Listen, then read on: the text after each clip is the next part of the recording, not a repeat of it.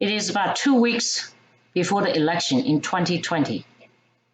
I'm making this video talking about the 2020 election and share my decision-making process on how I decide to cast my vote.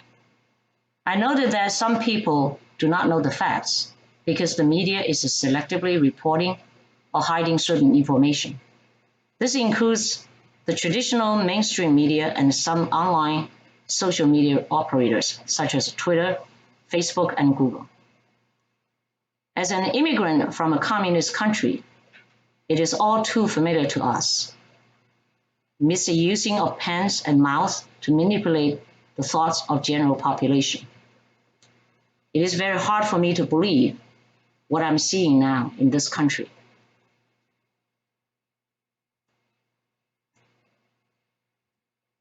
Many immigrants from the communist and socialist countries never feel so threatened by what is happening today and by the extreme left in this country. America is at a crossroad. This election is crucially important.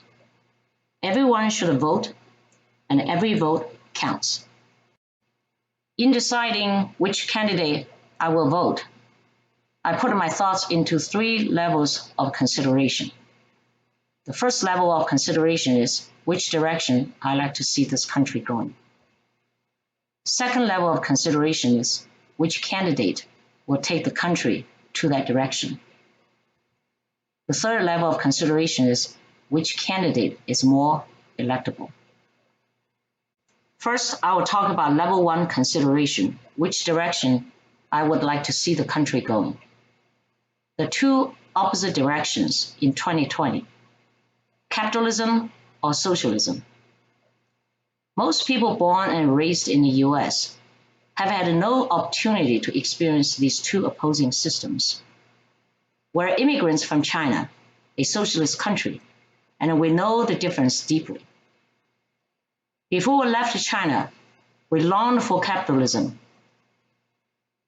Therefore, I'd like to spend a few minutes to present the 2 systems based on my first-hand knowledge and experience.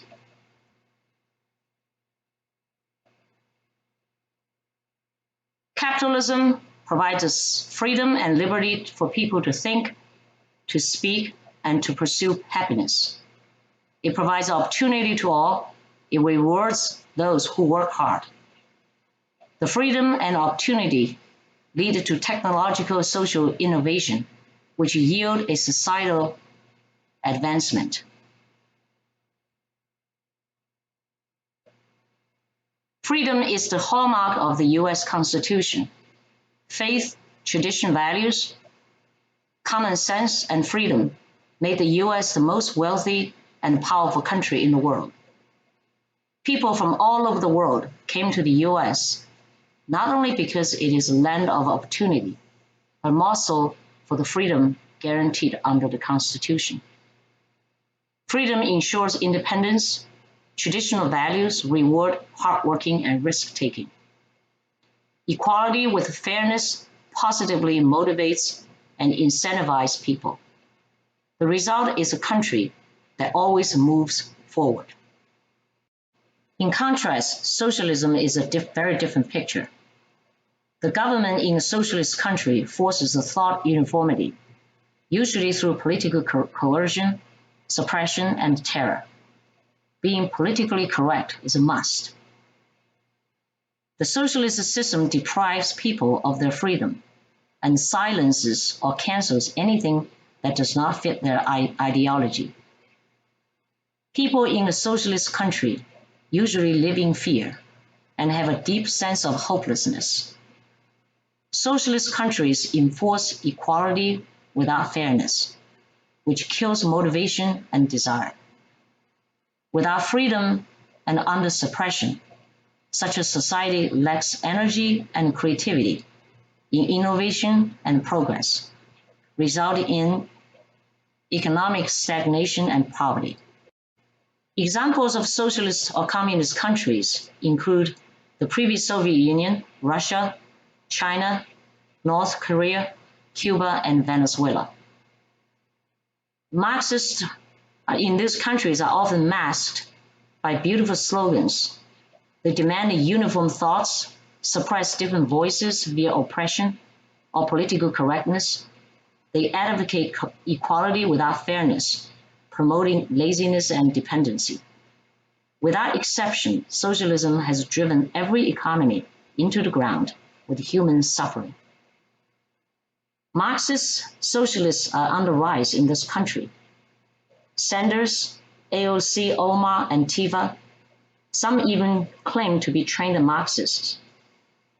They believe in revolution via destruction or violence. They have intense hate towards traditional values and common sense.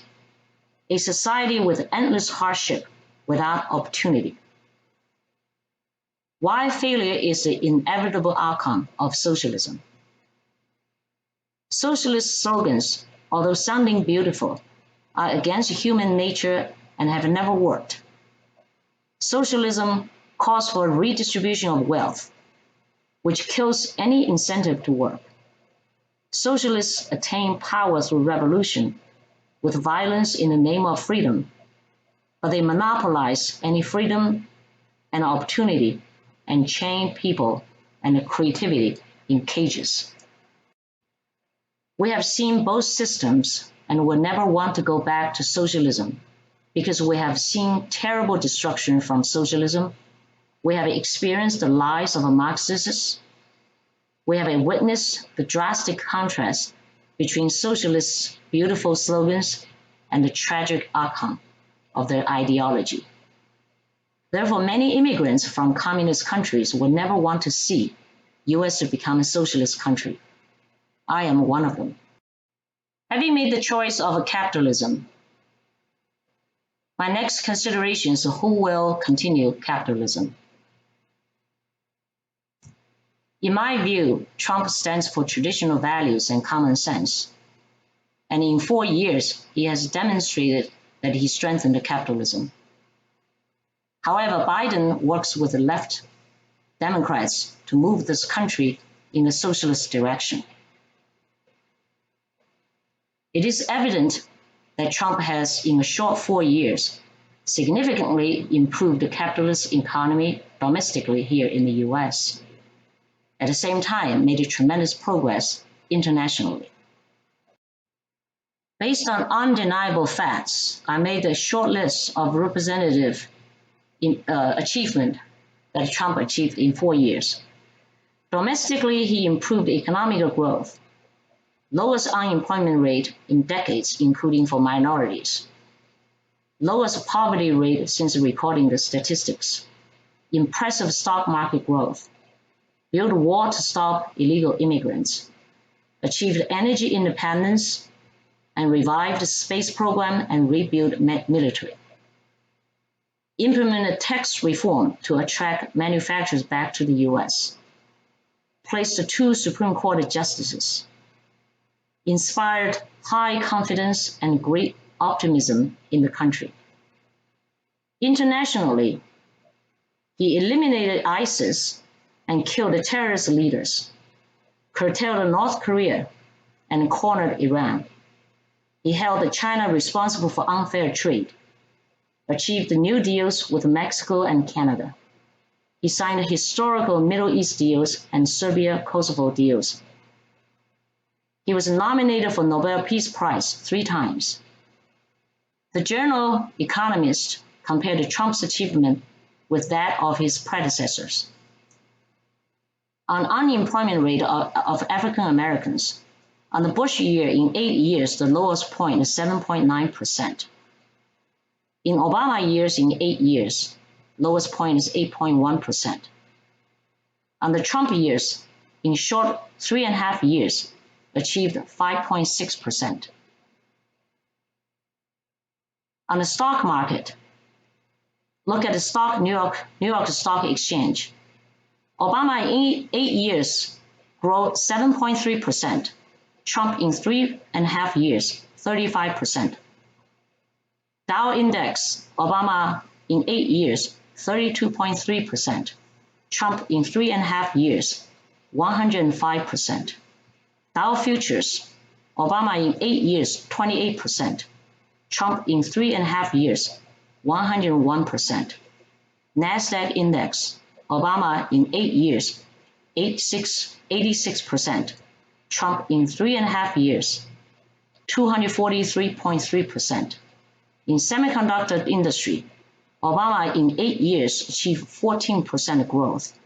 Trump in 3.5 years achieved 174%.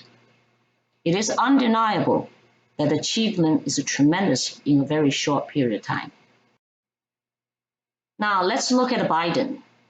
There's not much data showing Biden's achievement. However, it is a fact that he has voted for bills that have harmed the U.S. capitalist economy and employment. In politics for 47 years, Biden's record is pretty bad. Now Biden wants to push for a socialist agenda with extreme left-wing people, such as Sanders, Pelosi, AOC, and Obama. I found some information on the internet, and I provided some of the facts in this presentation. Biden voted early days against race desegregation and voted against busing for desegregation. He backed crime legislation that caused a huge prison population.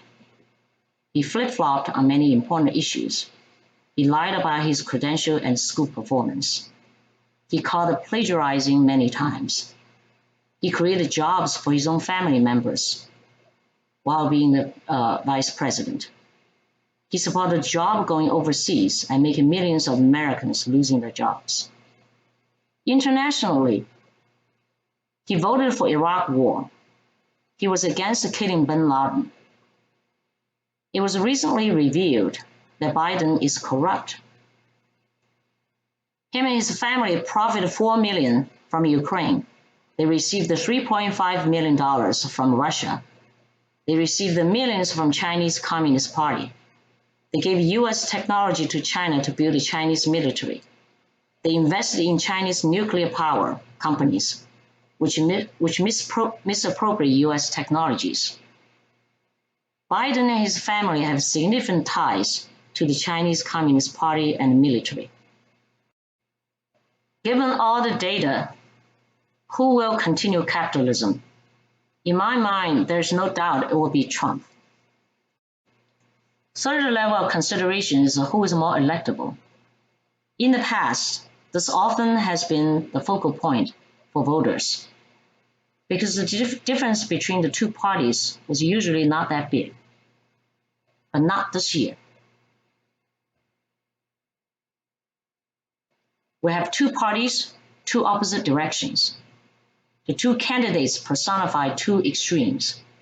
The U.S. is at a crossroad. That is, the choice of a candidate needs to be in alignment with the choice of direction. Another way to vote is to select a candidate by looking at the different criteria related to electability. I evaluated both candidates against different criteria and believed that the choice is still Trump. I considered electability by focusing on values, track record, leadership, devotion to the country, ability and strength, doer versus a mouthpiece, and personality. I will start the first, values. Conservatism over the years has been made by the liberals into a dirty word, so that the people often no longer think of the content or meaning of conservatism. It should not be the case. Faith, hardworking ethics, family values, responsibility, independence, self-discipline, and community represent the core values of conservatism. My values align with that of conservatism. Trump and the Republican Party represent conservatism. Now let's look at a track record. On Trump, we have shown that Trump has achieved much in a short 4 years, both domestically and internationally. We just walked through some of the accomplishments under Trump. As to Biden, there's not much data showing Biden's achievements. Even his supporters could not really recount his distinct achievements. If anything, Biden has many negative records.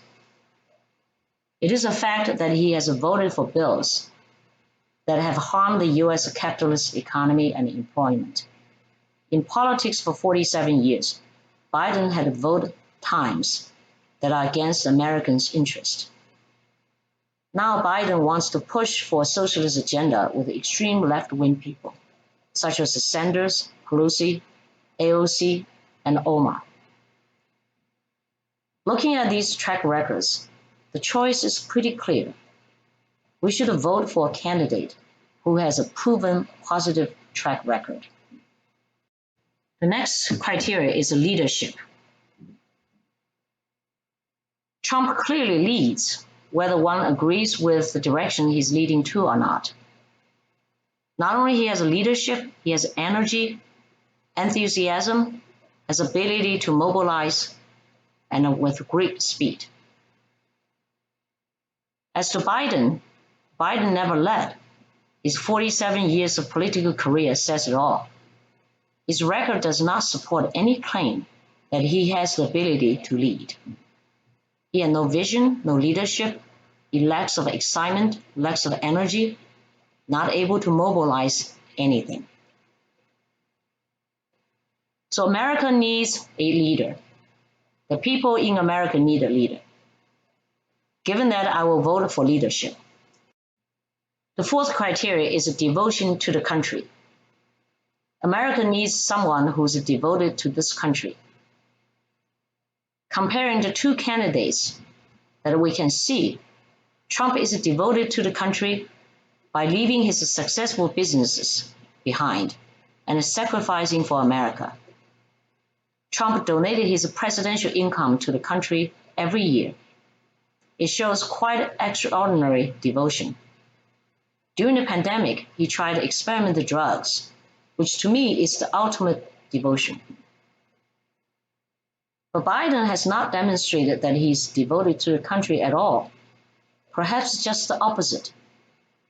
The recent news on his family exploiting his position to gain business advantages and corruption by accepting large sums of money from different communist countries. 47 years without much achievement also raised a serious question about his devotion. The facts really divide the two candidates on this point. I will vote for Trump because he is unquestionably devoted to the country. The fifth criteria is on ability and strength. Comparing the two candidates, Trump has demonstrated his ability or capacity to lead, direct, and deliver. His track record evidenced that ability. Trump worked tirelessly under constant attacks, yet with creativity still delivered in the last 4 years tremendously more than any other modern president. At the same time, Biden's record does not support a claim that he has the ability or capacity to be a president. Over the 47 years, there was no distinctive achievement of his own.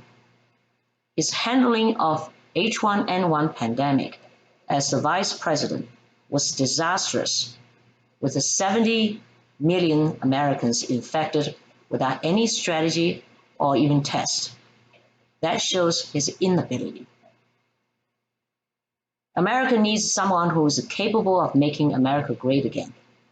We do not need a professional politician who has not achieved much except using his prominent position to gain for himself and for his family.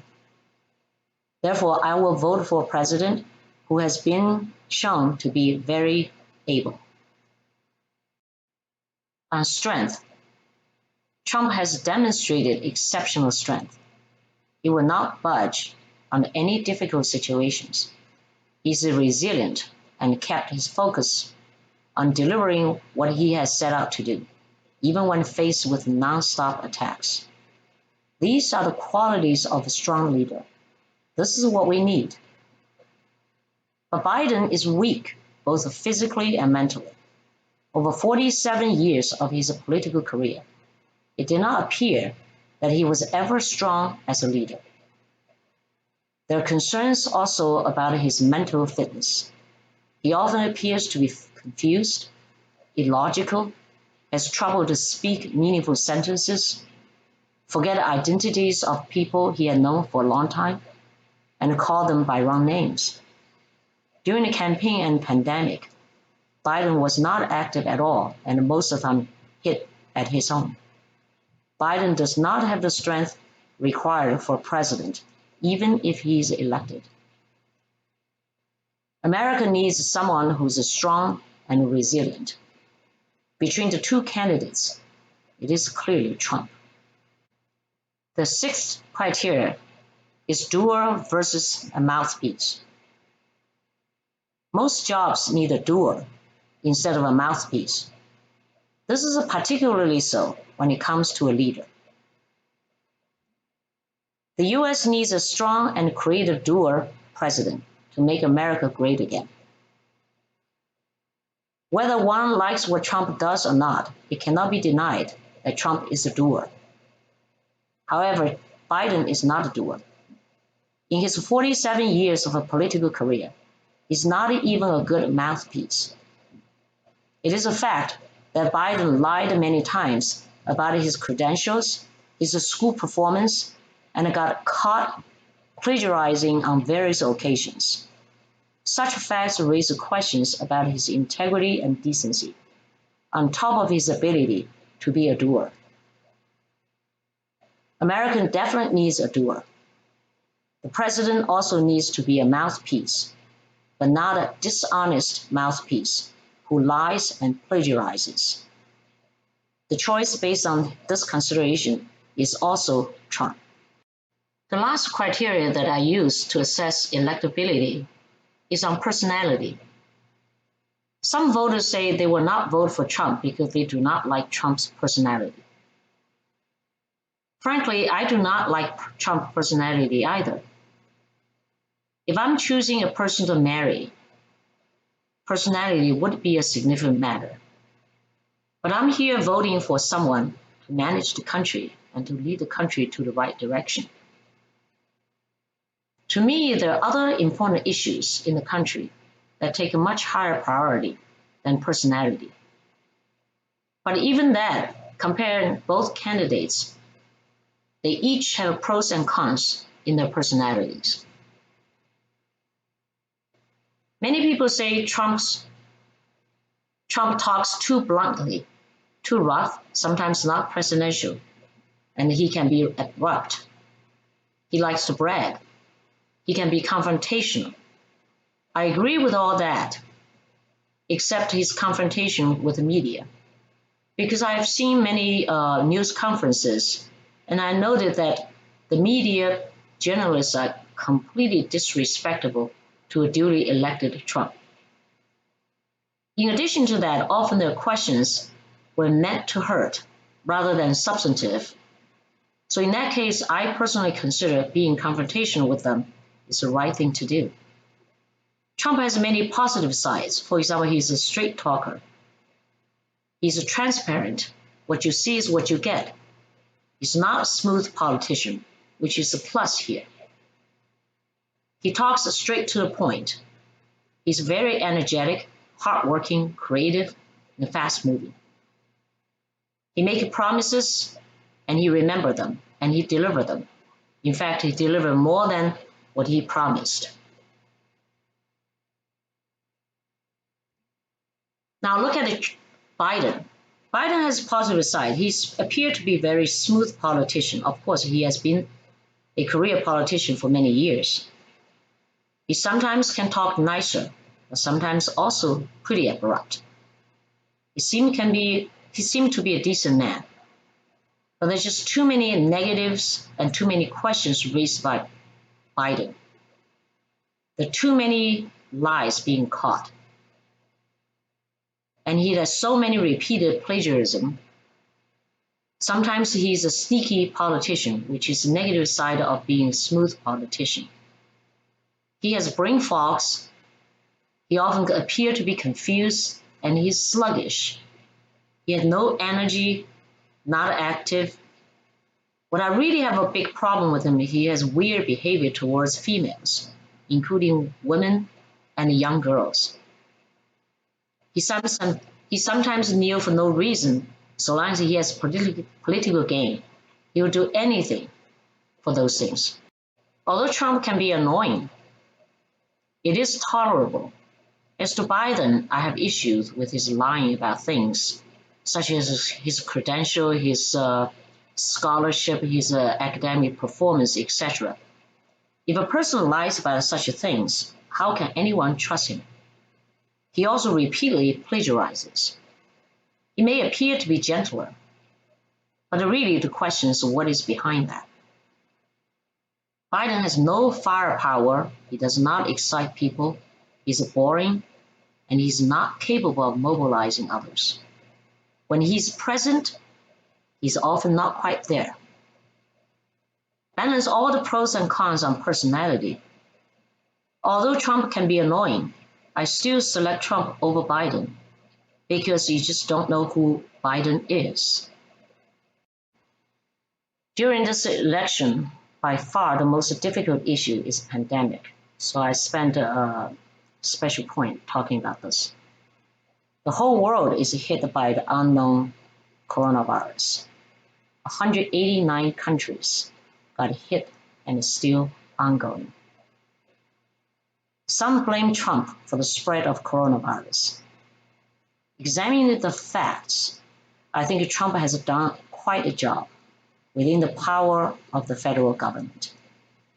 We need to look at facts. Talking about what Trump did. Trump closed the border in January to and from China and March to and from Europe. He quickly recognized the Obama-Biden CDC testing protocol did not work and quickly revamped the system. He mobilized the private sector to develop testing, and everybody remember, within short 3 weeks, the 7 generations of testing technology emerged. He led the nation within the confines of the Constitution to invoke the Defense Production Act to produce PPE and ship to all places in need at a record speed. He created a huge stockpile, and now we support other nations as well. His task force developed effective therapeutics and a high-speed development of vaccine. They started work on supply chain issues. He's strong on law and order, and when he contracted the coronavirus, he tried different trial medicines himself. At the same time, Biden, during the pandemic, he hit most of the times. He exhibited no leadership, no action, no constructive suggestions of any sorts. He did a terrible job on the H1N1 virus in Obama-Biden years, with 70 million Americans infected, and a non-functional CDC protocol, no testing, and still had no clue on what happened. The only thing lucky to Joe Biden is it happened to be N1H1 virus, has a very, very low death rate. Obama-Biden administration left the stockpile entirely empty. They never addressed the supply chain issue, knowing that as a vice president, that the supply chain is a serious issue. Recently, Biden plagiarized the Prime Minister, Boris Johnson, on rebuilding after the pandemic. It was reported in the Economics Journal. If Obama and Biden were in the White House during the COVID-19 pandemic, they would not have closed the border on January 31st, 2020. The Democrats were against closing the border with China in January. Since the U.S. is a federated system, there is a limited and numerical power for the federal government, while most authority is vested in the states, such as managing transportation, hospitals, and police. Even in March of 2020, some Democrat-controlled states were still against Trump's testing strategy. Those are the very states that were negatively impacted by the coronavirus the most. The deaths in Democratic-controlled states are 2.5 to 5 times that of in Republican-controlled states. Frankly, given Biden's past performance and the sluggish energy and lack of leadership, he will not be able to handle the ongoing pandemic, even if he is elected. His handling of H1N1 pandemic speaks for itself. Biden recently proposed his strategy on how to handle the pandemic if he is elected. Ironically, what he proposed to do is exactly what Trump and his task force have already done. Perhaps another plagiarism? This pandemic has been so politicized by the Democrats, the left media, and Biden at the expense of people, or us. Trump was blamed not to force people to stay home and wear masks. Under the Constitution, he does not have that power. Even if Trump forced to do that, it can be assured that he would be attacked as well. It did not really matter what he does. The left goal is to attack Trump personally. I am completely shocked that this is happening here in this country, just like in a communist country. When you cannot compete with someone, you ruin him or her. Given what is going on in the world and the ups and downs, even in the countries that are considered have done a good job, knowing what Trump did, it is not fair to blame Trump. No doubt that the pandemic is leveraged politically. I believe that history will eventually judge fairly on what happened in 2020 and that Trump had achieved tremendously during the pandemic. So even on the note of pandemic, I will still select Trump. The last point is on law and order. The ultimate social injustice is the harm to the innocent. When the violent protesters looted our cities and towns and killed innocent people. Trump took a strong position on law and order and stands by the law enforcement and the people who need protection. Despite the strong position Trump takes as the president of the federal government, his power is limited by the Constitution. Without a state requests the federal government to step in, the federal government is prevented from entering into a state to help stop the violence. We all see the result. Some Democrat-controlled states and cities refuse to call for help. The result is their cities and towns are still raped by violence. These local Democrat-controlled governments are leveraging the violence, making the situation worse so they can take advantage of it politically at the expense of the people they're supposed to protect. It is truly unbelievable. After considering all points that I discussed, the choice cannot be more clear to me. I will vote for President Trump for 4 more years. I share my thought process with whoever will listen, hoping to encourage all to make their decisions based on facts, instead of manipulated headlines that the mainstream media threw at the voters. Thank you for listening.